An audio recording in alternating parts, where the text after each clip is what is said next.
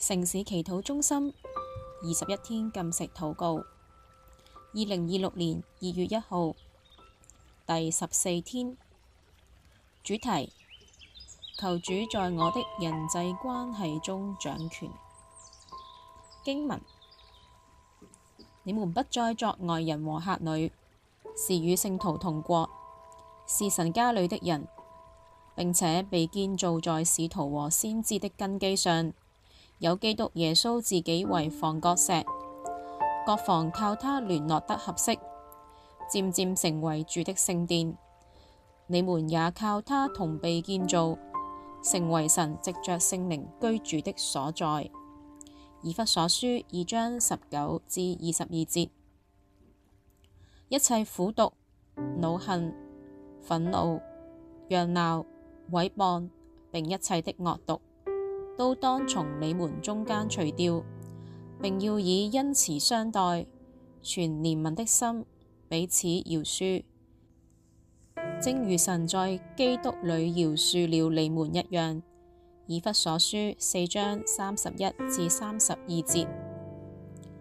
使我們不再作小孩子，中了人的詭計和欺騙的法術，被一切異教之風搖動，飄來飄去，就隨從各樣的異端，惟用愛心說誠實話，凡事長進，連於元首基督，全身都靠他聯絡得合適，百節各按各職，照着各體的功用彼此相助，便叫身體漸漸增長，在愛中建立自己。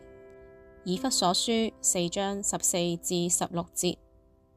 訊息：喺人際關係當中嘅摩擦同埋起伏，我哋成日會嘗試自己坐喺駕駛座上面，卻往往喺衝突當中感到疲憊，或者喺疏離當中感到孤單。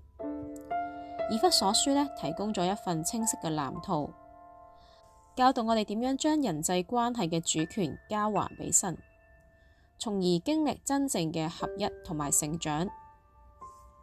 1. 建立根基，從陌生人到一家人。以弗所書2章19至22節提醒我哋喺基督裏邊，我哋係與聖徒同國，係神家裏嘅人。呢一個係一個根本嘅身份轉變。當我哋要承認關係當中唔只係我同佢嘅私事，而係神殿宇嘅一部分，而基督係房角石，所有嘅連結都必須對準基督。如果冇咗呢條準繩，關係嘅牆壁就必然傾斜。當我哋讓主掌權，我哋就唔再視他人為競爭對手，而係共同被建造嘅同伴。2. 清理情緒，讓愛取代苦毒。關係中難免有情緒嘅雜質。以弗所書4章31至32節俾咗具體嘅指引：一切苦毒、惱恨、憤怒、嚷鬧、毀謗，並一切嘅惡毒，都當從你們中間除掉。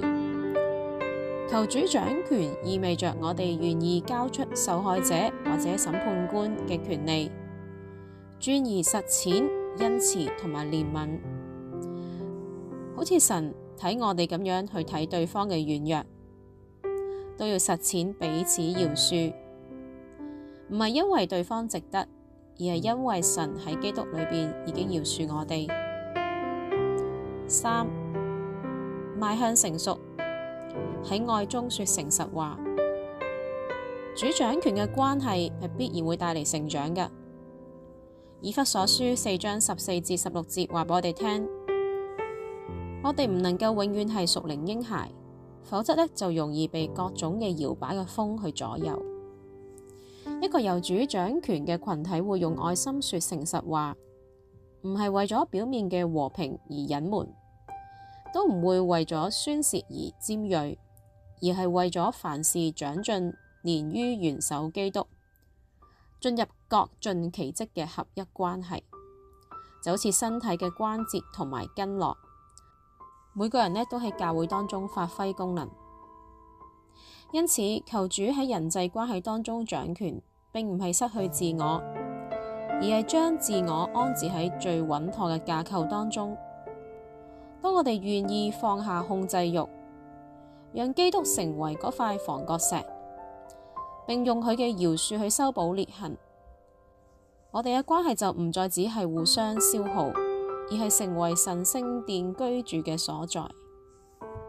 禱告。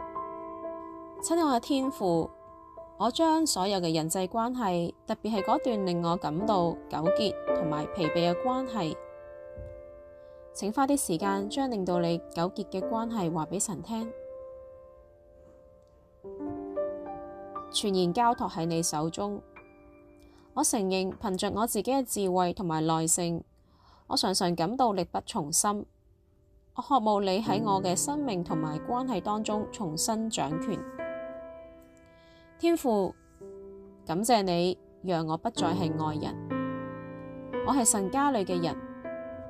求耶穌成為我關係當中嘅房角石，讓呢份關係唔係建立喺情緒、利益或者期望之上，而係建立喺你真理嘅根基上面。